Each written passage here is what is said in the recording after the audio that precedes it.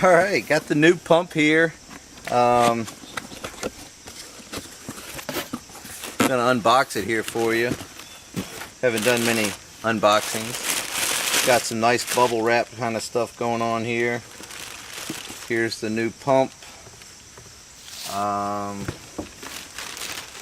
Pretty much straightforward. There's the sock. That looks fine. The new float and sending unit there looks good. They said it was okay. I don't know if you can see that.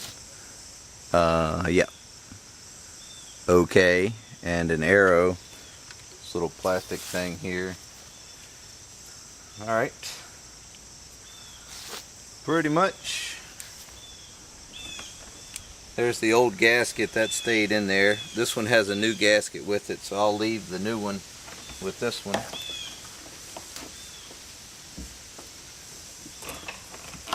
Put it in the same way I took it out.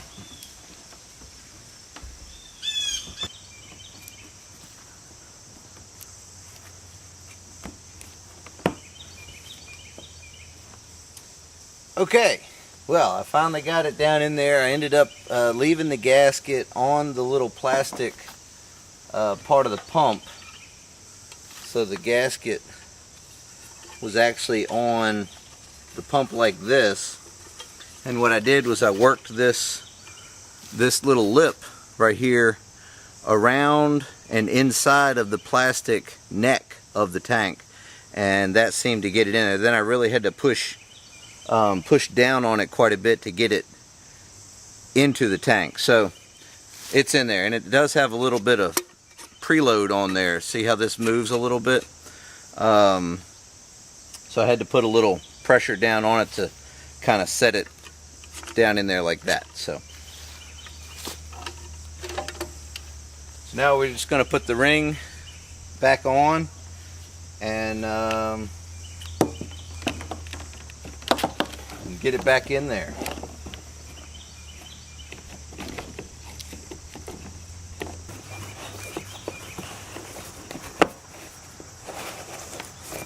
This thing's kind of being a bear. What I did is I turned it backwards until I felt the click, and what that was where the threads, you know, I was turning this backwards, and then it snapped down into each other. So now it feels like it's threading in there correctly.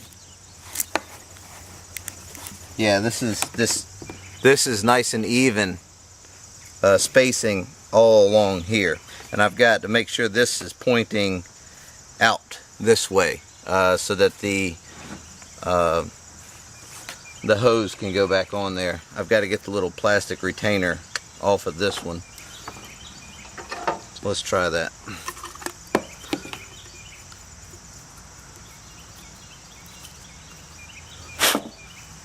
Okay, looks like it's just little plastic lips on there.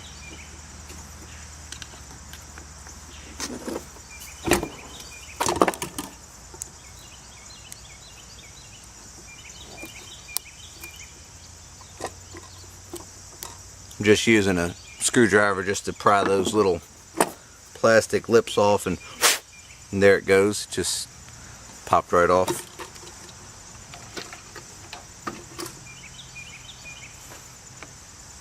So it goes on, if you can see that, like this. Yep. And then the fuel line goes on like this. It should have, yep, make sure the little O-ring's okay. It just snaps on there. Just going to tighten this ring down a little bit. I'm not going to go gung-ho on it.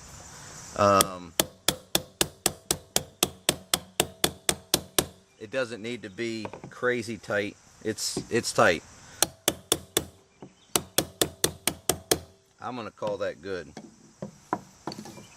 So let's see here. Yeah, it's not hand tight. It's a little tighter than hand tight. So there's everything that gets hooked up. let's go put it in the van or the Jeep.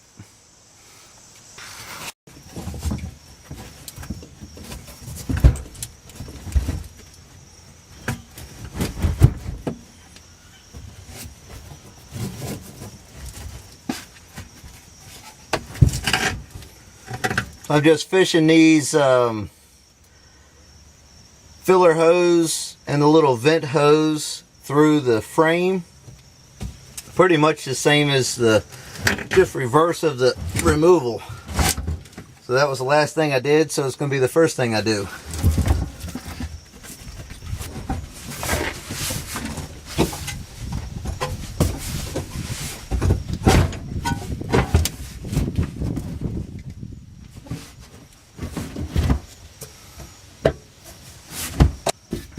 Alright, well, I've got the electrical connector connected, which it just plugs right in, so no biggie with that. This plugs into this little hose right here, so that goes into there, and then the actual fuel line here, so yeah, plugs right into the old fuel line right there. That's in that goes to the front. So we get all that hooked up, and then we're going to put some gas in here and put some power on it and see if we got some fuel pressure up front. Yeah, so if you look inside of here, I've got the filler thing there and this here. Just going to put these back on, tighten up the hose clamps, and that, and then the little straps. I've got a, what's that, a 9/16 here on an extension and a ratchet. I'm going to tighten up the little nuts on the straps that are underneath of there. So, alright, we'll get that and then we'll get some gas.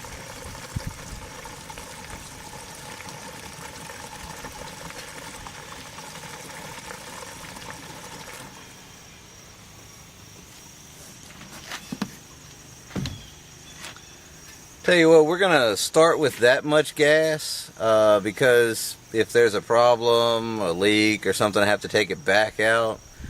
I don't want to have to pump all that gas back out. So let's fire it up and try it out.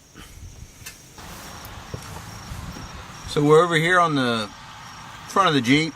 This is where the fuel line comes in. There's a braided hose and a little connector. You need a special fuel line tool to get this off, but I don't have it with me, but that's okay. I was going to try to purge it a little bit to make sure I didn't have any trash in the system, but I can't get that off, so oh well. But anyways, here's where you check fuel pressure. It's a little Schrader valve like you would use on air conditioning equipment, something like that. I think it's a 3/8 flare or something like that. But anyways, so that's what I'm gonna. Let me get you in there so you can see that a little bit better. So there's the fuel line coming in, and then there's the little Schrader valve. So let's go ahead and try to start it up. We shouldn't need any.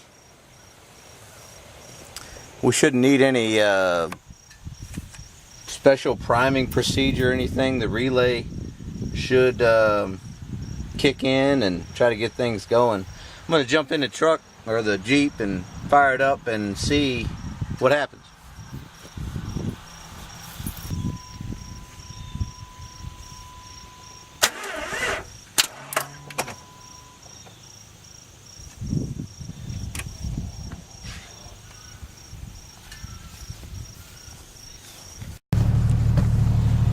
Hey guys, well, we got the Jeep going. It was a little trouble there for a few minutes. We got the fuel pump purged. There was some air in the lines, and I didn't have enough gas in the tank, I think. So I just jumpered out the relay and kind of got it going. But you know, in the process, the battery was dead. I guess I left the doors open, whatever. But check out the video I made for the battery tender little jump pack that I got, and it worked great. So big thank you to the battery tender company there for making that product. But yeah, so the Jeep's running. So here's the fuel gauge. Looking good. It was stuck on full all the time, and you can see here we've got 216,000 on this Jewel.